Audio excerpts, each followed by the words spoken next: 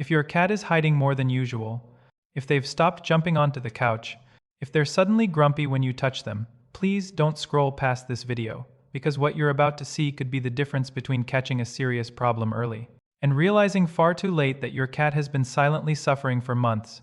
Here's the hard truth most cat owners never hear. Cats are the #1 animal in my clinic that hides pain until it's almost too late. They don't cry. They don't limp dramatically. They don't come to you for help. They disappear. They shrink. They cope. And by the time most owners notice something is wrong, we're not treating a small problem anymore, we're managing a crisis.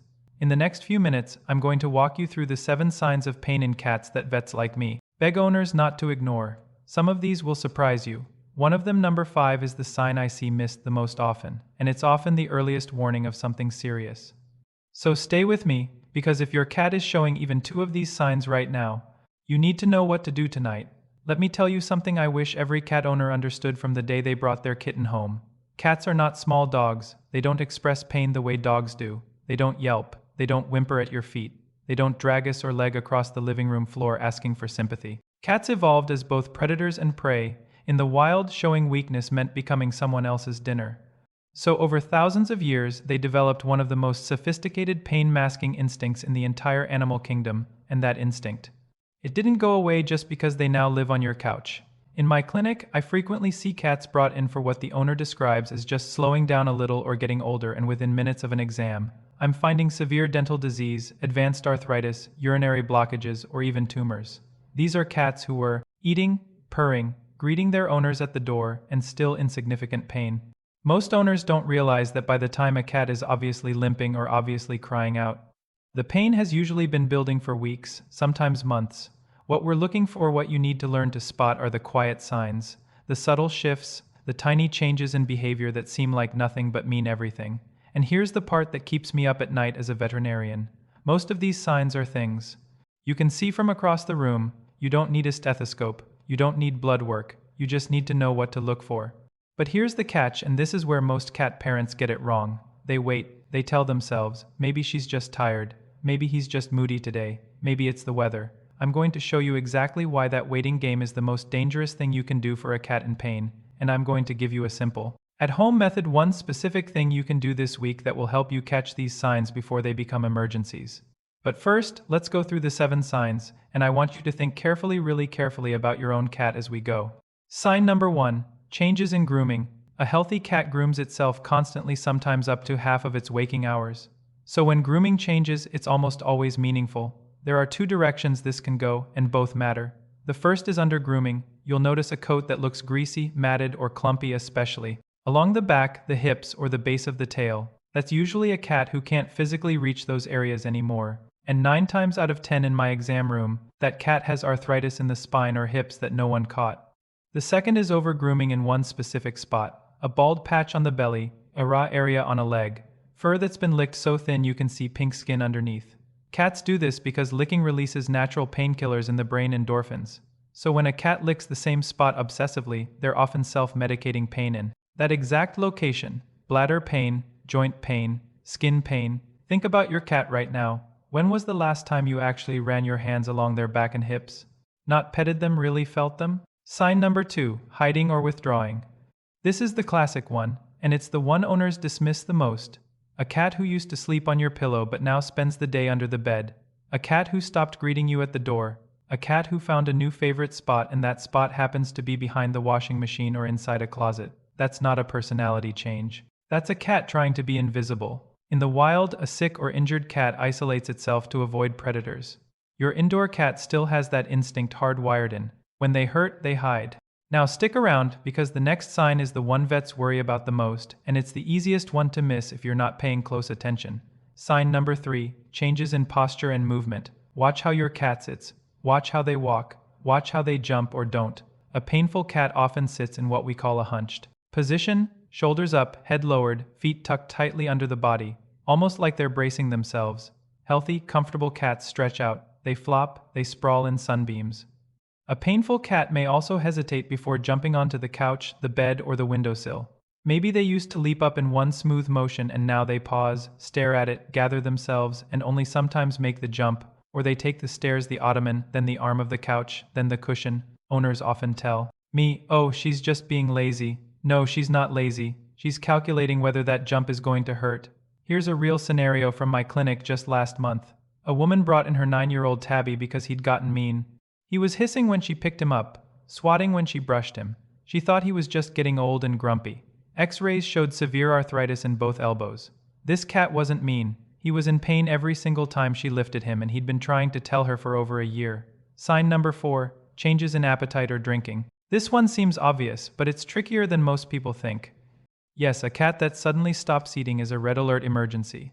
Cats who go more than 24 to 36 hours without food can develop a dangerous liver condition called hepatic lipidosis. That's a vet visit today, not tomorrow. But there's a subtler version most owners miss. It's the cat who approaches the food bowl, sniffs it, and walks away, or the cat who eats a little, then paws at their mouth, or the cat who used to devour their meals and now grazes reluctantly. That's often dental pain.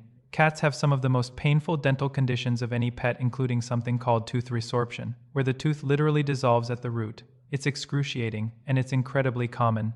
Studies suggest more than half of adult cats have some form of dental disease, and most owners have no idea because their cat is still eating just differently. Sign number 5, changes in the litter box. This is the one. This is the sign I see missed more than any other.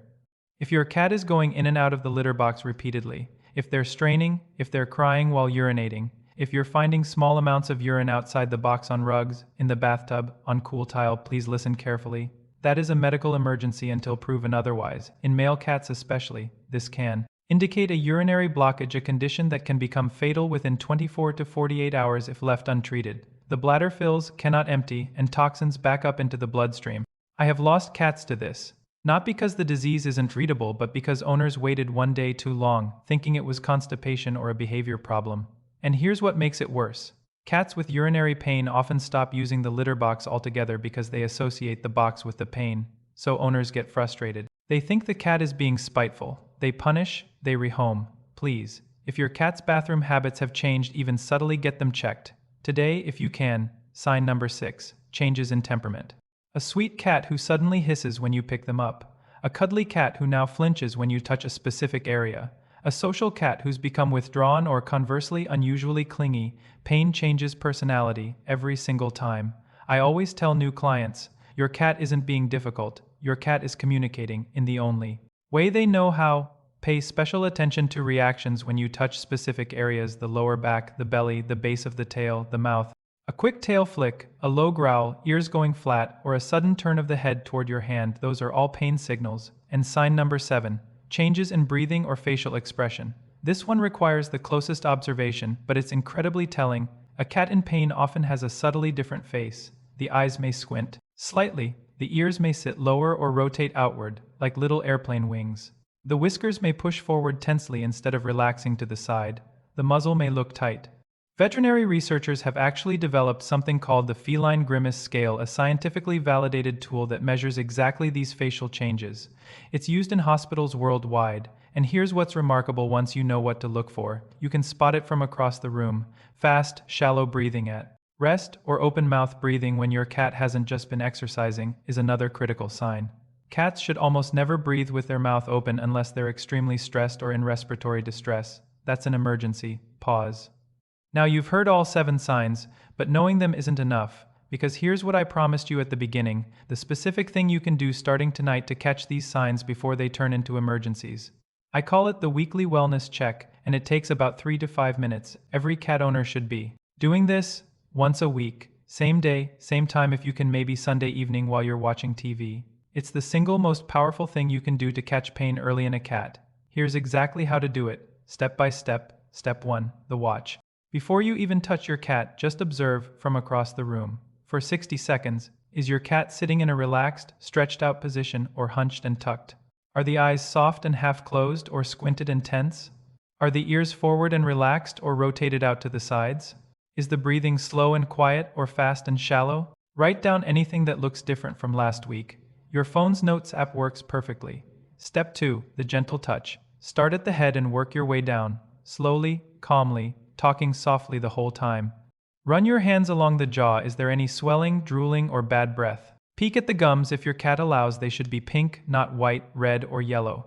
Feel gently along the neck, the shoulders, down each front leg. Move to the back, apply light pressure along the spine, then the hips, then each back leg, then the belly, very gently, then the base of the tail. You're feeling for 3 things: lumps, heat, and reactions. If your cat flinches, tenses, growls, or moves away when you touch a specific spot, mark it. That's your clue. Step 3. The movement test.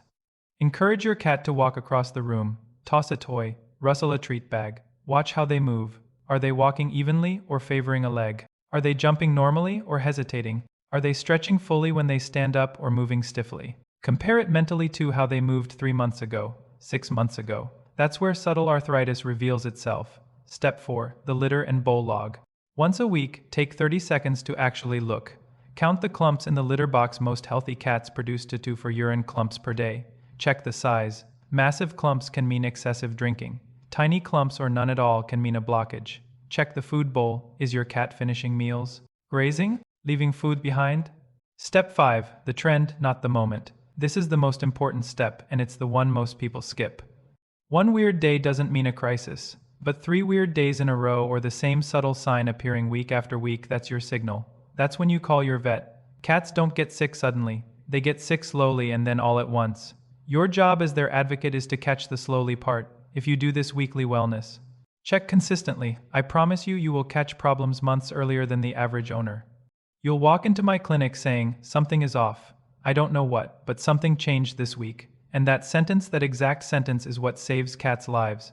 I'd rather see 10 cats where nothing is wrong than 1 cat brought in 3 months too late. So let's bring it all together, because I want you to walk away from this video with a clear checklist in your head.